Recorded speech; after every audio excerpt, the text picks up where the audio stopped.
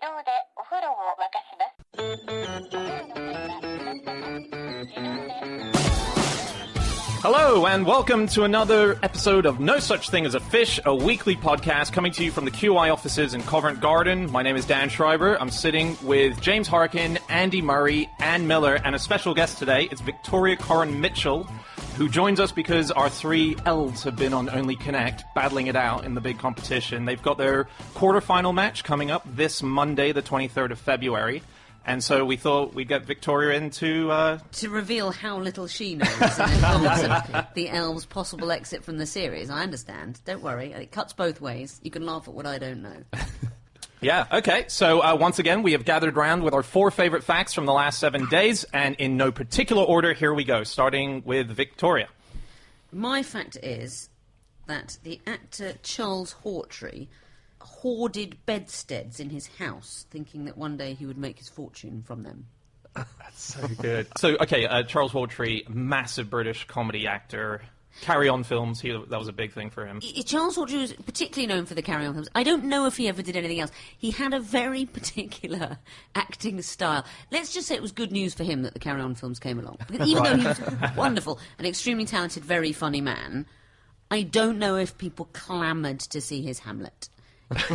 He and Clint Eastwood weren't vying for the same roles, but if people have seen the Carry On films, yes, he's the sort of slender camp fellow in the glasses. Yeah. I wonder if he thought were they really expensive bedpoles, do we think, or what? How the collection started, yeah. I don't know. I mean, I like to think maybe he one day accidentally bought 2 bedsteads when he needed one. Well, I might as well start a collection now.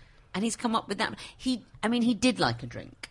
Yeah. That is a thing that's known about Charles Hawtrey. He did. So it's possible that the original bedstead hoarding fortune wheeze was hatched in a moment of not entire sobriety. Yeah. That's a possibility. But you sober up at some point, don't you? Yeah, but well, I don't know if he did ever. No, but probably he sobered up, thought, what am I doing with all these? I better have a drink and work out how I'm going to get rid of them all. And then he gets drunk again and thinks, this is fantastic, look at this collection, I need more. Maybe that's what it was. Or it's a brilliant idea. So I've got some money, I'll buy a drink. No, I'll buy a bedstead. It's an investment for the future, and I can look at it in my house. Maybe that was every time I want to have a drink, I won't. I'll buy a bedstead. That was his AA meeting plan. Yeah. It was a long time ago. That's Step how they did 3. it. He was supposed to be quite miserly, wasn't he, Charles Hawtrey, I read. Apparently he brought sacks of carrots from Yorkshire to Kent because they were cheaper to buy in Yorkshire. And then he would bring them all down south. And This was not to sell, this was for his own personal use. Just for his own, to eat. And also he kept his money in the Royal Bank of Scotland because he thought that Scots were more likely to look after his cash carefully. That's wow. Right. Well, had he lived a little longer, he would have been thoroughly disabused of that notion. It's quite a good... I like when you say miserliness, though. Miserliness is quite a good vice. Yeah. There's something quite sweet and old-fashioned and funny about it, of the things that can be wrong with people. I read a sentence about Charles Hawtrey, which I like so much. So the first half isn't fun, but it picks up a lot. From there, he spiralled into reclusion and paranoid fantasies, buying a cottage on the south coast and filling it with brass bedsteads and rent boys. One of whom burnt it down after Hawtrey wanted to pay by cheque. Oh, yeah.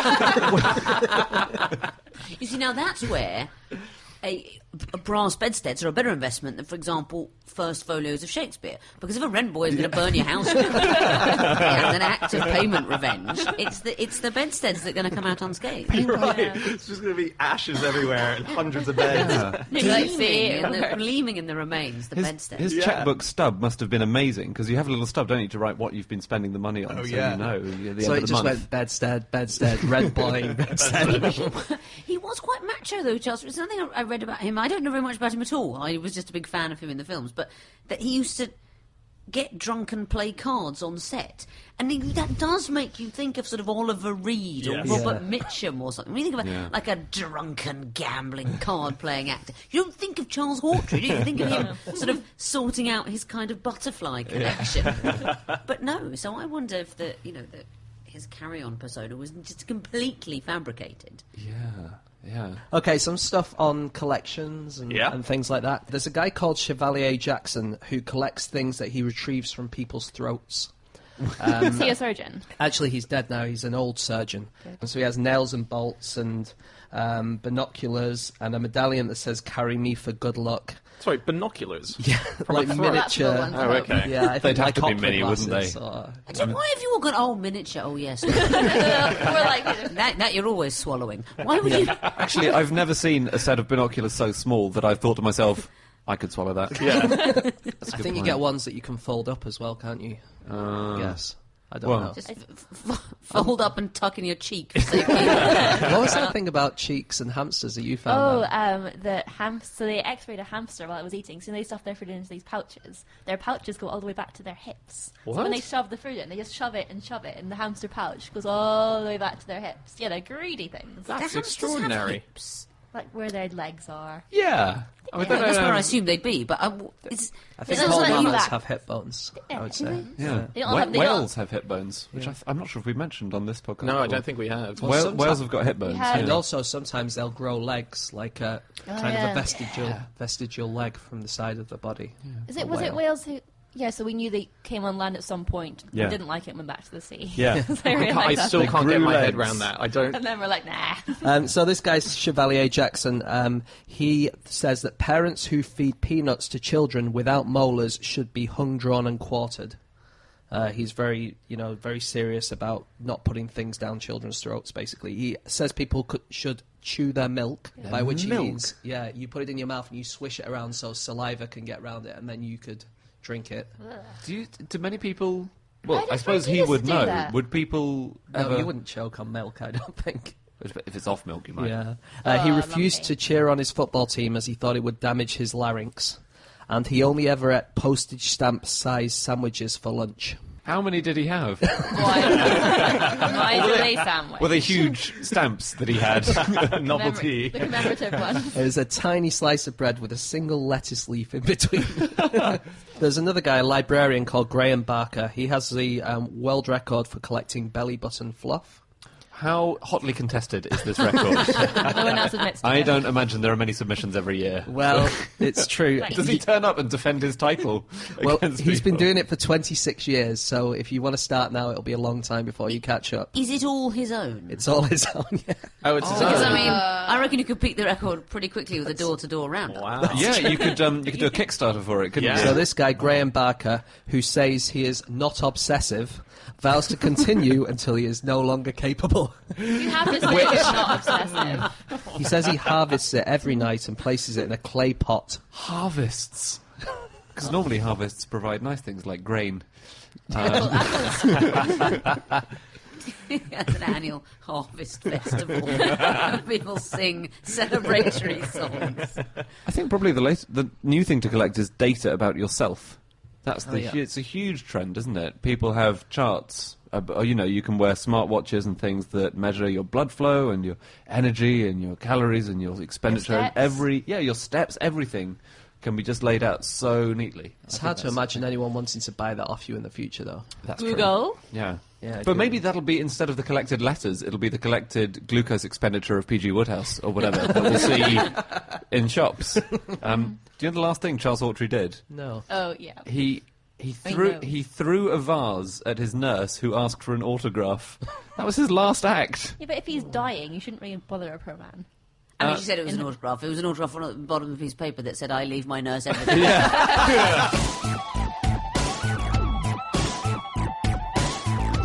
Okay, time for fact number 2. That is James. Okay, my fact this week is that in 1937 you could visit Romford Dog Track and watch cheetahs racing. You don't mean people who've been taking dope? Or... Okay, cool. No, this was a guy, an explorer called Kenneth Gandar Dower, who brought a dozen cheetahs from Kenya to the UK so that they could watch them race and bet on the outcome. Surely it's difficult to get a cheetah to chase an electric rabbit. Yeah, that was the problem, They actually. did find that was the problem. Yeah. Well, I mean, the thing would be to release... Prey. Yes, I mean, Yeah. that would be Yeah. amazing. Yeah, that was a problem. Basically, they weren't really interested in racing. and so it only happened twice, and they just gave it up. Wow. Cheetahs But just the won the amazing dog thing show. about this fact, which you told me, was that it was at this point that they realised greyhounds weren't the fastest animals Yeah, in the world. until that, it was thought in Britain at least that greyhounds were the fastest animals in the world.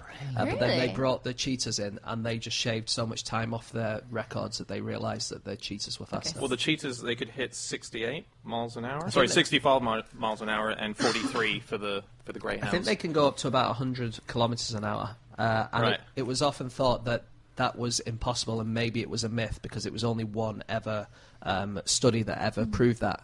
But then they've started putting tracking devices on collars on cheetahs in the wild, and they Yeah. found that it is true after all. Oh, they were saying as well, and I don't understand this, but they're saying that cheetahs, when they accelerate, they change gears, like a car changing gears as they're running. it They up. suddenly just they go into a different stride, a different different gait. and I just Well, love I that they guess- change gears mid. That's brilliant. I guess Yeah. it's kind of like a horse, like walking, and was it walks and it trots, then it gallops, and it canters. But like, Yeah. But so they were saying with greyhounds, it's what they do is they then change the number of steps that they take as they're running, and that picks up the speed. Whereas greyhounds take exactly the same number of steps, no matter how fast they're going. So the feet just get like crazy fast. They don't understand that. Like you a can... cartoon. Yeah, exactly. It But does sound incredibly glamorous. And I've been to a few dog tracks. It's not a glamorous night out betting on the dog. Cheetahs, though. Yeah. That is quite James Bond. Sounds very Vegas. doesn't It is. it's This so Vegas. this guy, Kenneth Gandardauer, was quite glamorous himself. He once brought a male cheetah on a leash into Queen's Club. Whatever Queen's Club is, I don't know what that is. Sound like the tennis club. Oh yeah, it probably is. Yeah. And it was rubbish. It didn't return a single serve. Ball. Yeah. It was very fast, but when it got to the ball, it Killed no one 3 to- ball boys. The other thing is that they couldn't negotiate tight bends. The cheetahs, apparently, like greyhounds can. I read that they just cut the corners. Yeah, ironically, making them cheetahs in the race.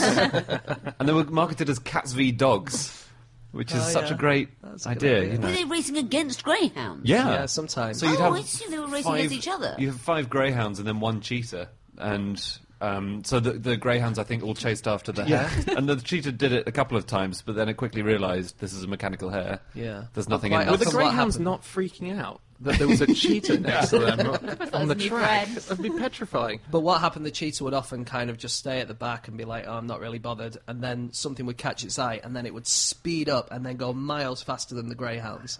So it'd be like a proper underdog victory, you know, like in a movie. It would be Right. right at the back. And This would be the move if you were having this bet. If you knew that a race was going to be 5 dogs and a cheetah, the thing to do is in the car on the way to have a friendly bet with the person who would say, "Listen, I'm going to take trap 7.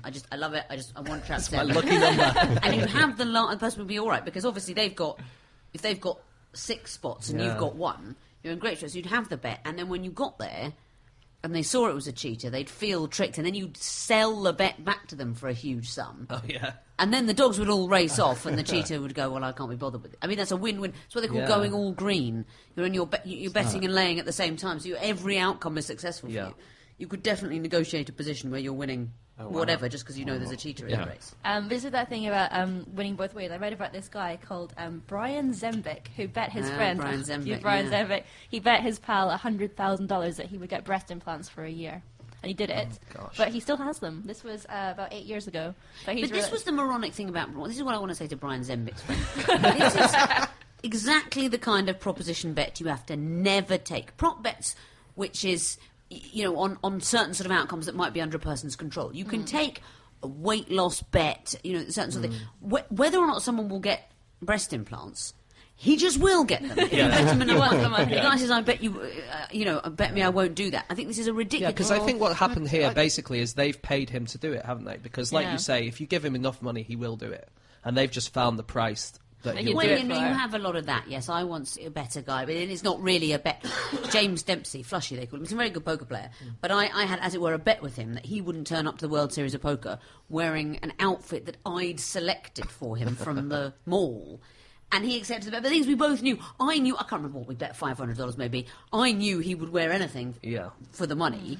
And he knew that I was happy to pay $500 to see him walk into the room dressed in... I just had a fantastic afternoon going around the mall did you buying buy? terrible sort of glittering hats. And I didn't go for something really outlandish, like, a costume, I went for something that would make him look like a real tosser to other people.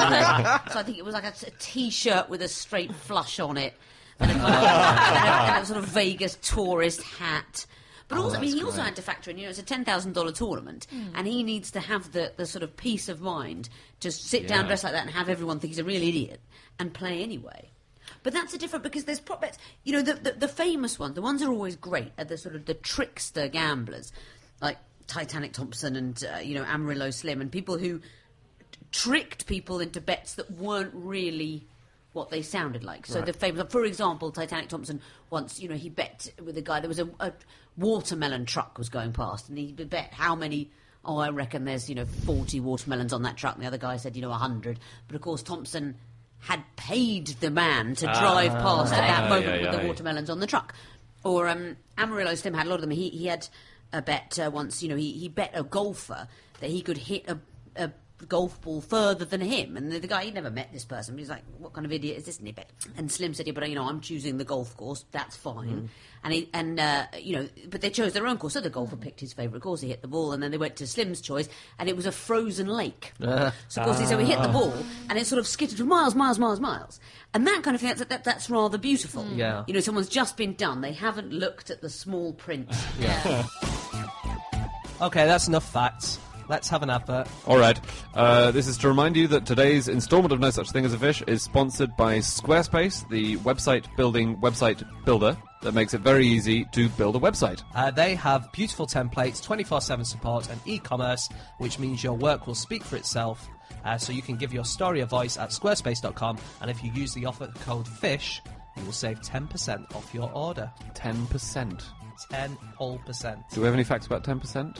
10% of people are left-handed, give or take. Oh, yeah. That's about right, yeah. Well, on with the show, eh? On that bombshell. Okay.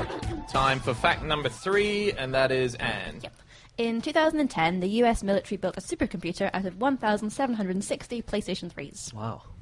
For what? How's that even possible? It's not possible anymore. They basically got really lucky. So basically, Sony did an upgrade, so you can't mess with PlayStations They anymore. got really lucky. Sorry. They got really lucky. What would they... They bought the PlayStation. They're like, I'm just going to do it, and we'll see what happens. There's no method to this. It was a LAN party that got out of hand. And then, So basically, they wanted to build a supercomputer, and at the time, PlayStation 3s cost $400, but the equivalent computing power would be $10,000 each, and they needed, obviously, 1,760. It's quite a lot. So they got all these PlayStations, wired them up together, and they hacked them, so they're all joined together, and they're running off Linux, which is rather than running on PlayStation games. And then, it's using the US military, they're using it to track stuff, and it was... it definitely was either that, or...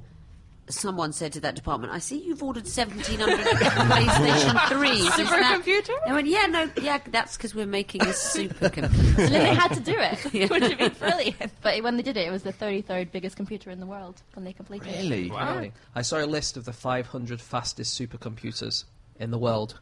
And the number one is called Tianhe 2. It's in China. And that means Milky Way, because it can do as many calculations per second as there are stars in the Milky Way. But the interesting thing I thought is it's been number one for 4 years. It's a lot faster than the one below it as well. It's like double. But you would kind of think that because of Moore's law or whatever, that they would get faster and faster, but this one's been number one for all that time. The other thing I love about that list, though, is that a lot of supercomputers sound like they belong on Gladiators. So there's I went down, so there's Titan, Vulcan, Lightning, Falcon, Shadow, Crystal, Macman, Maverick, and Supercomputer System for Statistical Science I. He was a great gladiator. I won't hear a word said against him. Also, the 192nd most powerful supercomputer is called Gordon. Good, it's a good, solid name. The famous one's Watson, isn't it, who won Jeopardy a few years ago, if you remember that.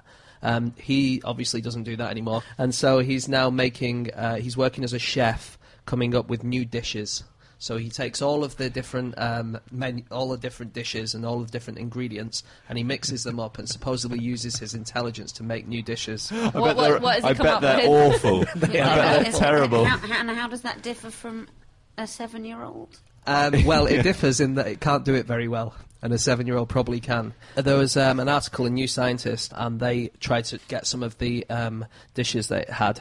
One of them, a creme fraiche, had been replaced by a glass of milk, and another one, the tuna bake, had replaced the tuna with a kilo of goose meat. I wouldn't put that on a Oh, baked potato. no one ever wants even a small amount of goose meat these days. Kilo. I was watching Watson's actually appearance on Jeopardy, and everyone's like, "Oh, he makes a gaff 2 minutes in because Watson repeats the same answer someone else had already given." I was like, Right. "But we're still being beaten by a machine. I would let that one slide." Yeah. Yeah, and they can presumably computers can make a limited number of gaffes at the moment. They can't be involved in a race scandal, and they can't. Maybe keep it coming.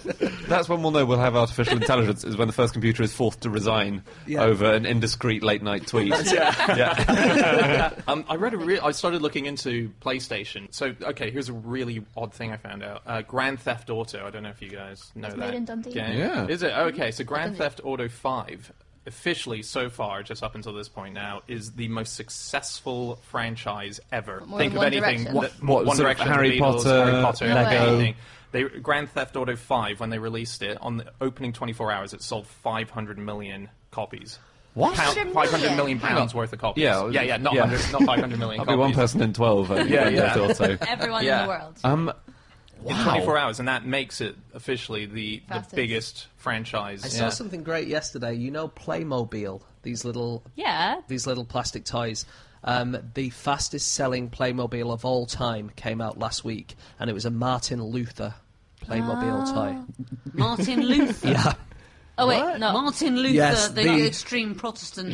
That's the one, yeah. Why It did was he say- released to mark the 500th anniversary of the publication of 95 Theses on the Power and Efficacy of Indulgences, and they sold 34,000 in 72 hours. I've They got put in a bulk 6. order. Yeah, I love them. Why is Playmobil Okay. doing a celebratory Martin Luther centenary doll?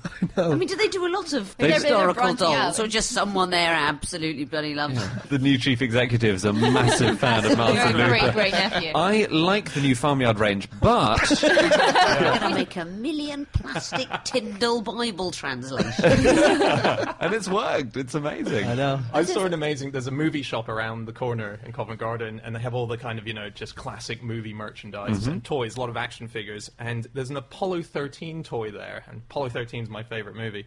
And it's a car that appears in the movie. And I just thought, who the hell is buying the car? Apollo 13. Completists. Apollo 13, the one with Tom Hanks goes to space. Yes. Is your favourite film Yes. Yeah. of all the films that were ever made? Wait a Don't minute, ask Dan. him for his top 5 because thought- it gets worse. I thought your favourite was Grown Ups too. Grown Ups 2, Mean Girls. No, Apollo 13 because I love the story. I just think it's the greatest story. But your favourite ever. I remember a poll once coming out about the greatest albums of all time, and number 2 was the White Album from the Beatles, and Yeah. number 1 was Stars by Simply Red. And it made me think, when people vote in these Yeah. things, you literally have just written down the last album you bought, haven't you? That's Quick question though: when's the last time you heard "Stars" by Simply Red? Because that is a fantastic album. My favourite album is just a recording of Martin Luther. Play it every day. It is. Maybe they've looked at Lego with the Playmobil thing, and they've thought because Lego have diversified so much into Yeah. robots and all these You can buy a Lego UN building where you can totally. just sort of have meetings in it. That's brilliant. In the 50s, there was a Barbie who came with a book which said "Don't eat" on the cover. No. Seriously, yeah. I think it was a dieting Barbie or it was a model Barbie or something. I mean, it was Okay, Toys. supercomputers. Oh, yeah. Computers. The world's fastest supercomputer, who I mentioned earlier, uses 99% of its volume to Cool.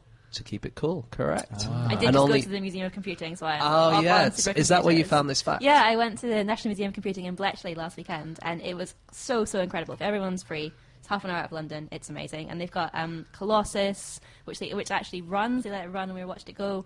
They've got which was the oldest computer that you could see being programmed. So as it does its functions, you see all the different bits lighting up and making whirring noises. They've got this amazing computer memory from the 60s. It's whole crates of memory, and it's worth 20 bytes.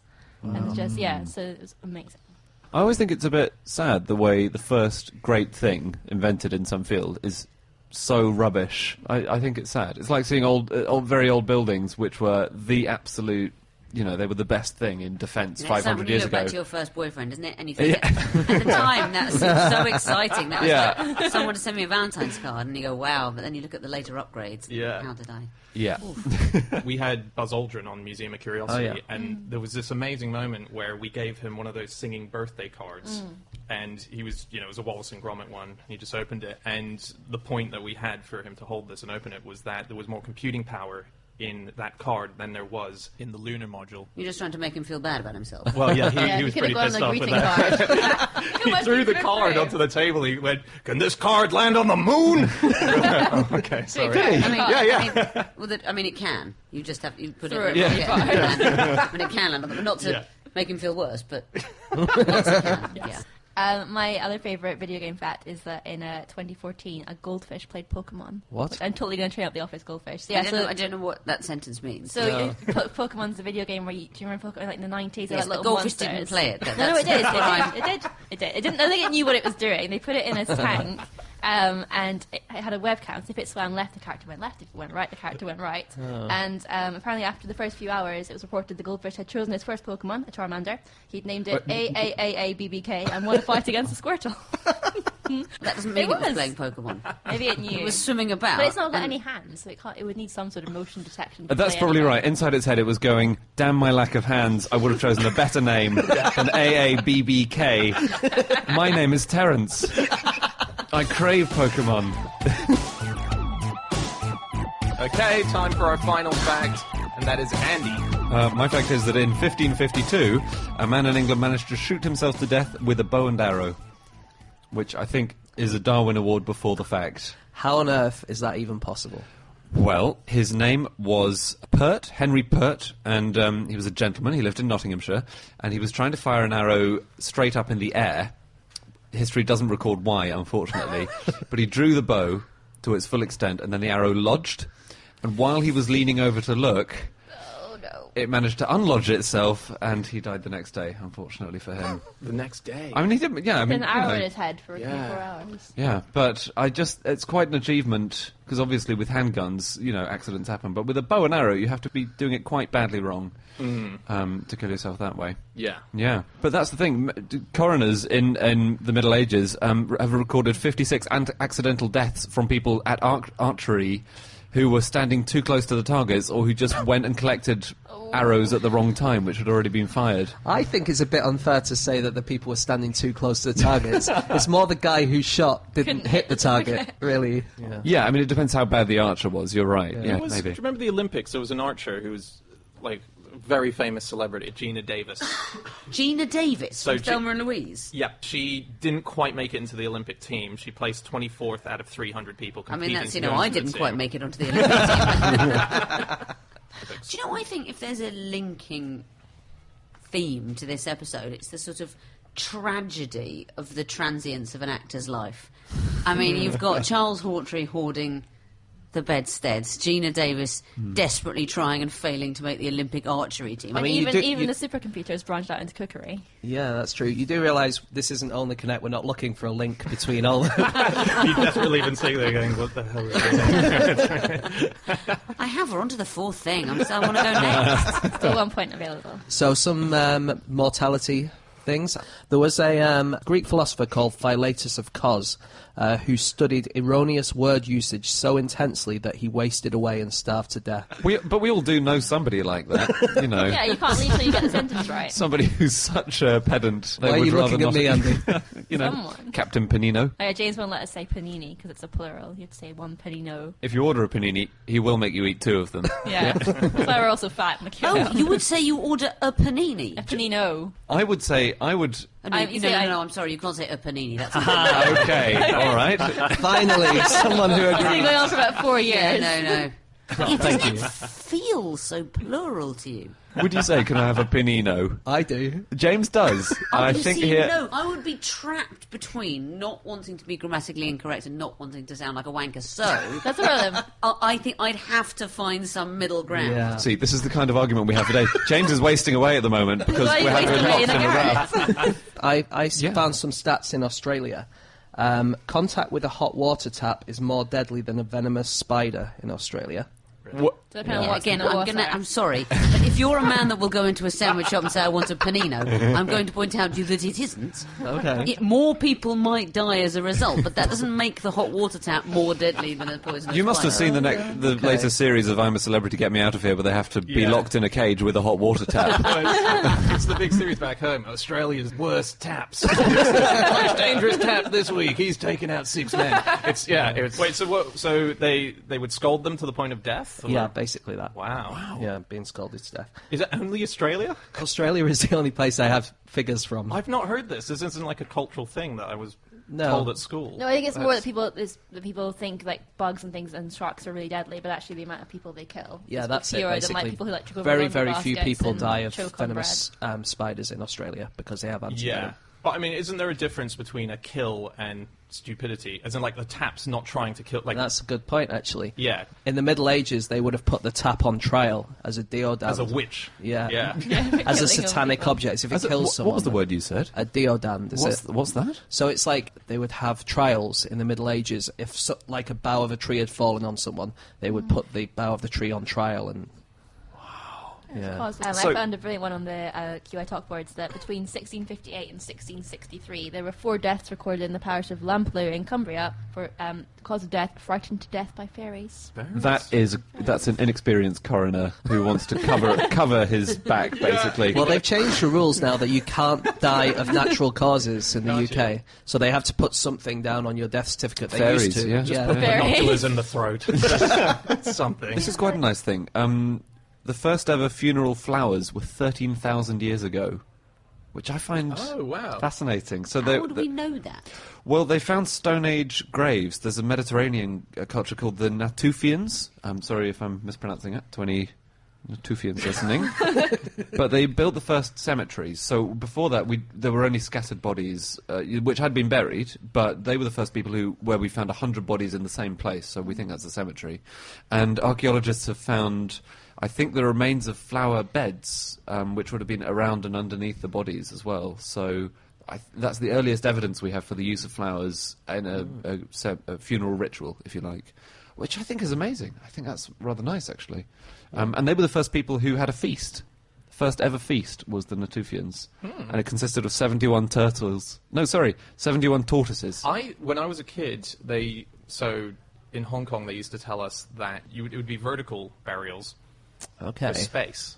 Have you guys heard of that? Does that make I sense? have heard of that, yeah. A lot of people live in cemeteries in Cairo, as in they live in cemeteries, because there's Okay. such a housing problem that thousands upon thousands of people, and the city has these enormous cemeteries. It's weird. That always blows. Like when we found out there's this thing about 30 million people in China live in caves. Like they're just housed in caves. And when you hear that, I just always think I kind of thought I just knew where everyone was. Everyone. And then you discover there's just all these people living in these extreme locations. That's a big number for a cemetery. Yeah. How many people would you expect there to be living in Well, a just cemetery? none. I just thought. I mean, the fact itself was already a starting point. Oh, 12. 12. Was that what You're just immediately? roaming. Yeah, seems about the right number. Actually, there is a fact about, is it Brookwood Cemetery, just outside London? If all the bodies came back to life and became zombies, the population would be higher than Southampton.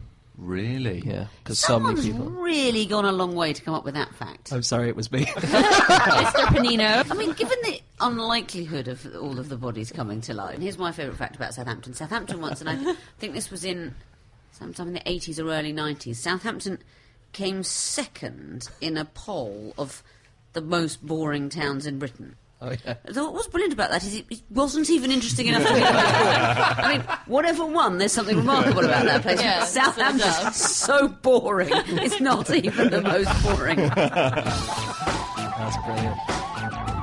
Okay, that's it. That's all of our facts. Thanks so much for listening. If you want to get in contact with any of us, you can find us on Twitter. I'm on @Schreiberland, and At Miller_Ann. Andy, At Andrew Hunter M. James, At Egg-Shaped. and Victoria.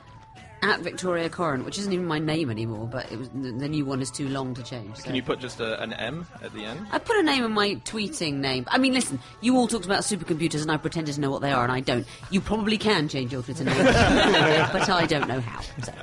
Okay, if you want to hear all of our previous episodes, you can head to nosuchthingasafish.com. They're all there. There's about 48 of them, and we'll be back again next week with another episode. Thanks for listening. See you then. Goodbye.